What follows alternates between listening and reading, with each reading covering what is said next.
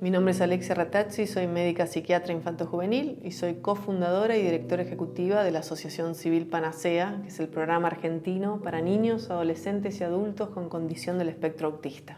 Cuando hablamos de autismo en particular, tenemos que pensar que es un grupo de personas que están adentro de este espectro autista que son muy distintas entre sí, ¿sí? Hay mucha diversidad puertas adentro del espectro autista. Ahora, ¿qué comparten entre sí? Las personas que tienen autismo generalmente tienen desafíos a la hora de interactuar socialmente y de comunicarse. Por otro lado, tienen intereses que son muy absorbentes, tienen una gran capacidad de poner foco en determinados temas de interés y de ser especialistas, expertos en esos temas. También son personas que suelen tener lo que llaman desórdenes del procesamiento sensorial. Muchas veces esto se ve como hipersensibilidad a algunos estímulos sensoriales. El ejemplo clásico es la hipersensibilidad auditiva y son personas que de repente se pueden tapar los oídos en ambientes donde hay ruidos que a otras personas no les molestan. Por último, les diría que generalmente son personas bastante resistentes al cambio.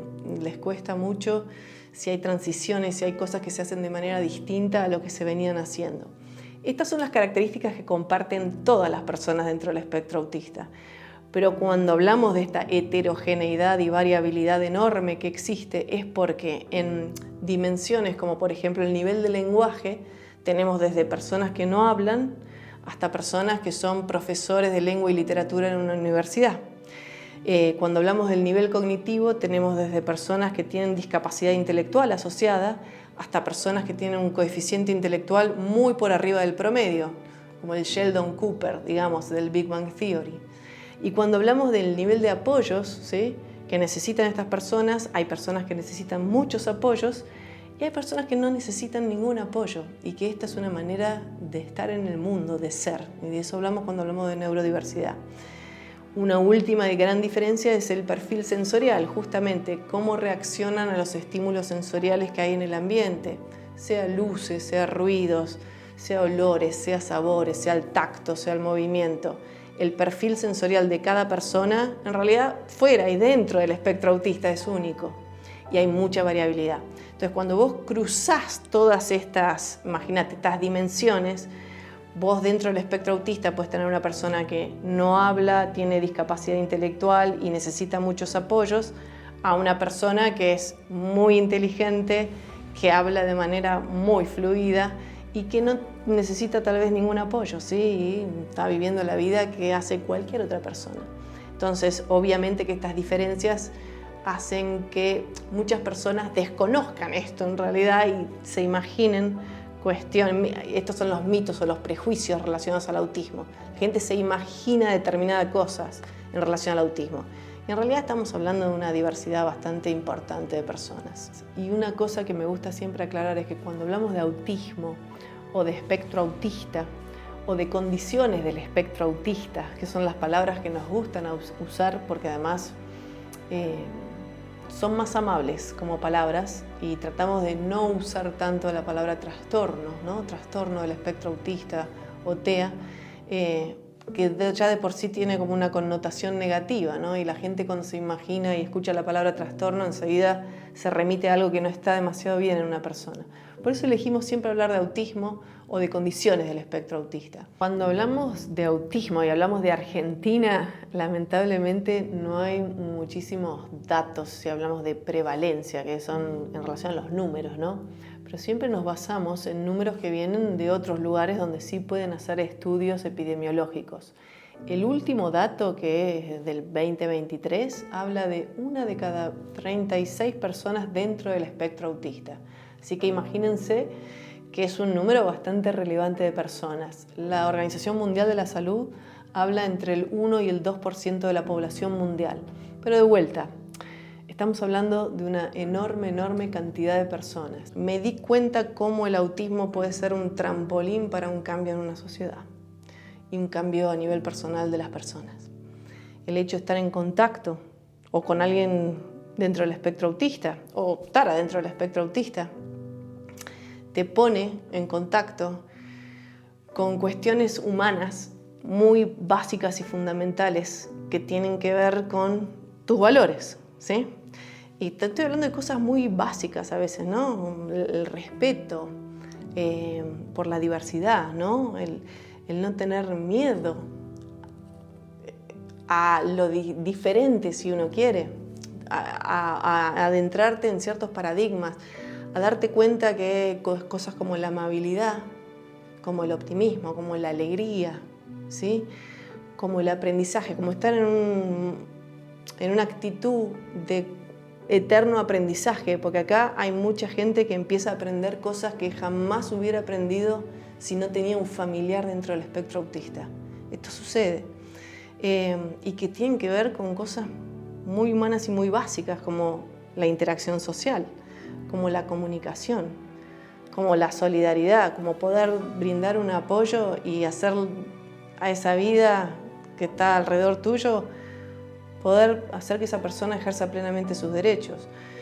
Si vos hay algo que estás haciendo dentro de tu vida que te permite hacer ese tipo de cosas, yo te aseguro que te aporta mucho más de lo que al final terminás aportando. Entonces, es un tema que me agarro, ¿sí?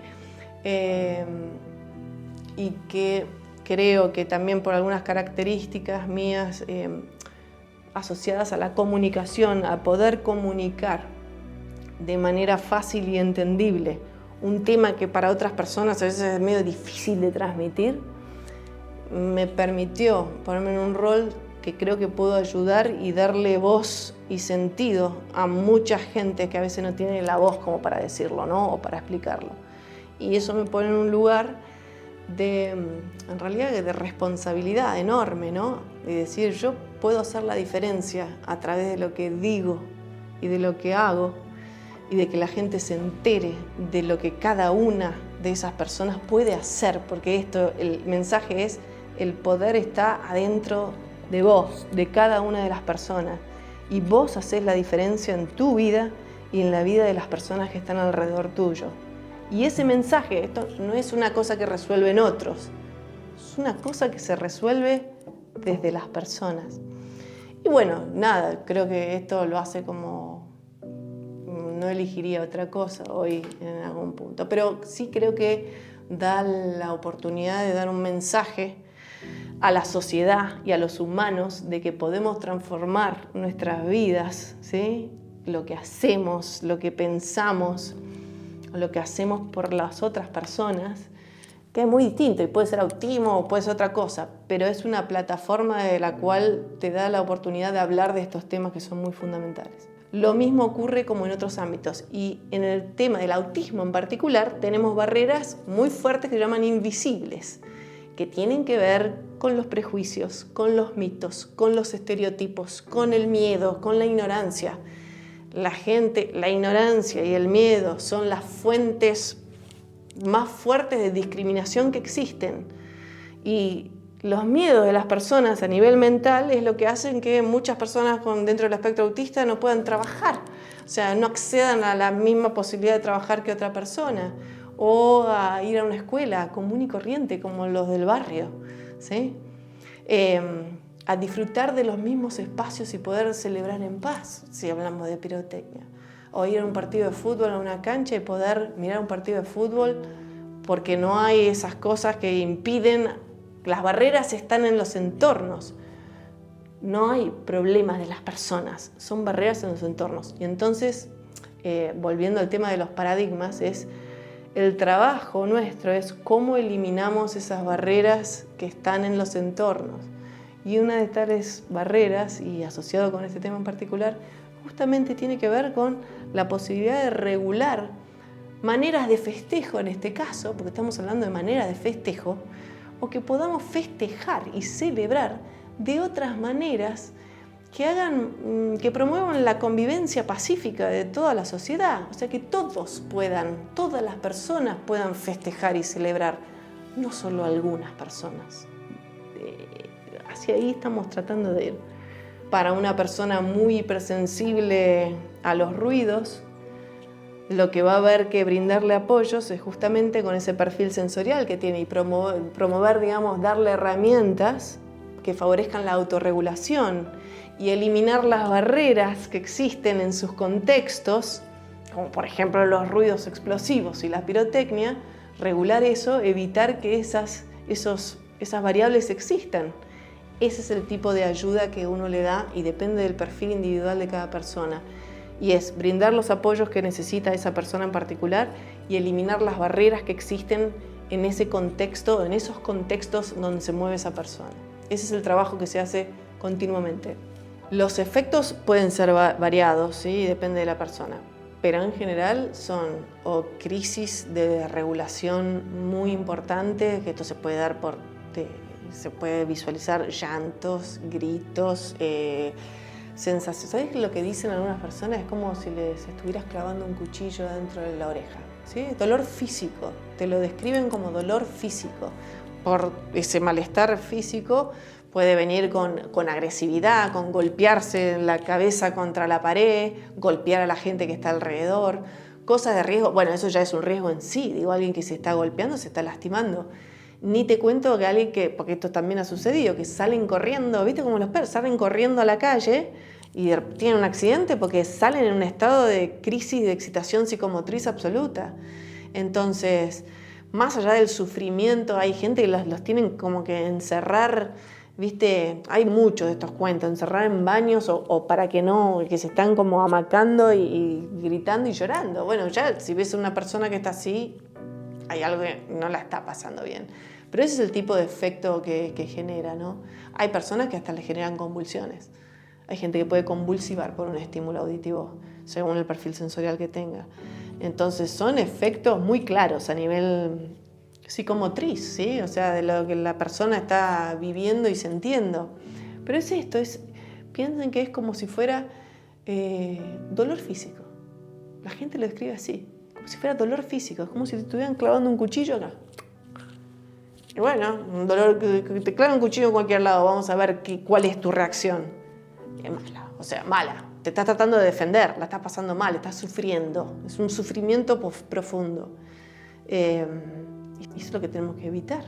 En relación a la regulación de la pirotecnia. Hace algunos años atrás, hay hoy un diputado que es hoy de la provincia de Buenos Aires, pero era en ese momento diputado nacional, ¿sí? Y había sido intendente en la ciudad de Bolívar, de la provincia de Buenos Aires, esta persona, ¿sí?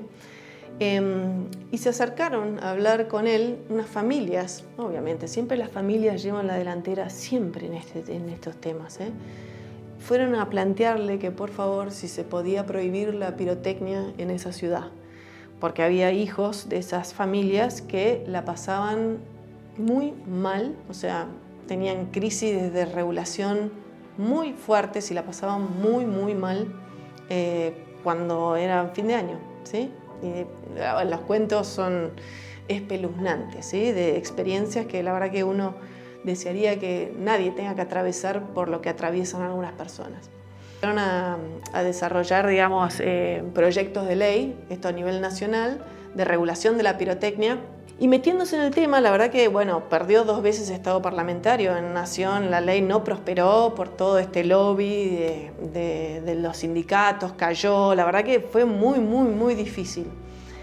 Pero mientras iban trabajando el proyecto, también se vio, que no solo el colectivo de personas que tienen hipersensibilidad auditiva, que muchas de ellas están ligadas al espectro autista, pero no solo en realidad, hay muchas personas, gente, adultos mayores, bebés, que no tienen autismo, hay mucha gente que es muy hipersensible y no la pasa bien, o adultos, personas adultas que no la pasan bien con algunos estímulos que tienen que ver con lo auditivo. Pero vieron que también las mascotas, y ahí había un enorme, ¿no? O sea, los dueños de perros y gatos que también atravesaban situaciones muy complejas en relación a los fuegos artificiales, especialmente a fin de año, pájaros que cuando tiraban las cañitas, o sea, había consecuencias ambientales y de contaminación ambiental que generaba el tema de la pirotecnia, y ni que hablar del tema de la salud de las personas. Esto estoy hablando más allá de la hipersensibilidad auditiva, sino todo lo que eran quemaduras, ¿sí? Terminaba gente en las guardias, esto era recontrafrecuente. Bueno, agarrando todos esos datos, la verdad que se empezó a hacer una campaña que en su primer momento se llamó Pirotecnia Cero, después viró y empezó a llamarse Más Luces, Menos Ruidos, después viró y terminó llamándose Elegí Luces. Al día de hoy estamos con esta campaña Elegí Luces, Todo eso culminó en que en el año 2022, terminó el año, en provincia de Buenos Aires, sí sancionándose una ley de pirotecnia cero a nivel de la provincia de Buenos Aires. Y esto fue muy importante, muy importante. Que hay gente que si no se entera, tal vez no le agarra la empatía o la solidaridad, pero cuando alguien se entera que hay otro ser humano al lado tuyo que está sufriendo, yo creo que hay muchas personas que sí deciden cambiar su actitud y su hacer. Se ve un impacto de lo que es la concientización, de que la gente cada vez compra menos pirotecnia y tira menos pirotecnia en fin de año. Yo lo veo ese cambio, ¿sí? Y creo que todavía se escuchan algunas cosas y todavía hay gente que la pasa mal. Pero es una cuestión de tiempo, creo yo, hasta cuando seamos como sociedad lo suficientemente maduros también y evolucionados, de que podamos ser creativos también y ver de qué manera se puede celebrar, porque hay 1000 maneras de celebrar sin que haya alguien al lado tuyo que esté sufriendo. Depende del cambio individual, ¿se entiende? Quien decide de ir a comprar un petardo para festejar en Año Nuevo es la persona. Entonces, si la persona puede cambiar esa acción, cambiamos todo. Más abrazos, menos ruido.